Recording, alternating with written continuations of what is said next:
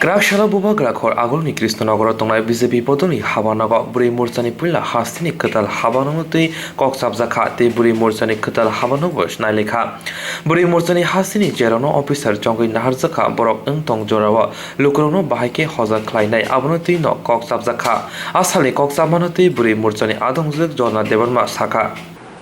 আজকে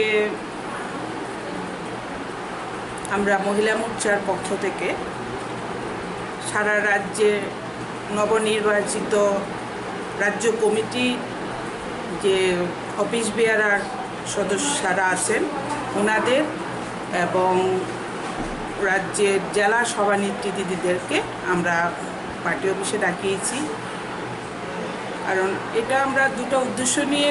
আজকে প্রোগ্রামটা করছি। সেটা হলো একটা হলো আমাদের একে অপরের সঙ্গে পরিচয় পর্বটুকু করা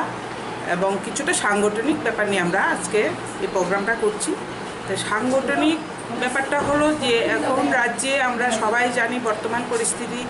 খুবই ভয়াবহ, শুধু ত্রিপুরা রাজ্য নয়, সারা ভারতবর্ষে এবং সারা বিশ্বব্যাপী যে করোনা মহামারী চলছে এবং আমরা ত্রিপুরাতেও সেটা দিনান্তে বেড়েই চলছে। তো সেই সময় মানুষের পাশে থাকা, মানুষের যে জীবনযাত্রা এবং এই করোনা পরিস্থিতিতে মানুষকে সচেতনার যে আহ্বান সেটা আমরা সবসময়ই মানুষের কাছে করে আসছি। তা এখন ওনারা যেহেতু নবনির্বাচিত হয়ে এসছেন আমাদের দলে, ওনাদেরকেও আমরা এই সাংগঠনিকভাবে আজকে আলোচনা করে দেব যে ওনারাও যেন এই পরিস্থিতিতে মানুষের পাশে থাকেন, মানুষের সহায়তা করেন, মানুষকে যে আমাদের এই পরিস্থিতিতে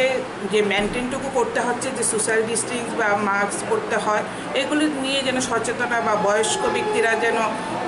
পরিবার থেকে বয়স্ক ব্যক্তিদের প্রতি যেন আলাদাভাবে দৃষ্টিপাত করা হয়, ছোট বাচ্চাদের জন্য দৃষ্টিপাত করা হয়, এগুলি বিভিন্ন ব্যাপার নিয়ে আমরা আজকে একটা সাংগঠনিক বৈঠক ডেকেছি। তা আমরা এই বৈঠকে উপস্থিত থাকবেন আমাদের প্রদেশ সভাপতি ডক্টর মানিক সাহা মহোদয় এবং উপস্থিত থাকবেন প্রদেশ বিজেপির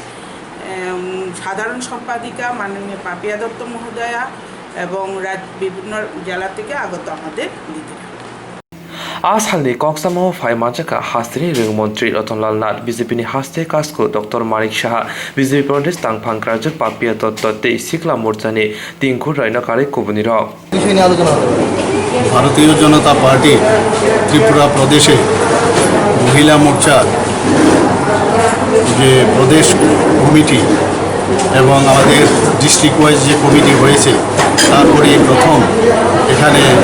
ওদেরকে ডাকা হয়েছে এবং বিভিন্ন সাংগঠনিক বিষয়ে এখানে আজকে আলোচনা হবে এবং এই বিষয়ের কারণে আজকে এখানে সবাই এসেছে। তো আমরা যেহেতু আগামী দিনে এখন লকডাউন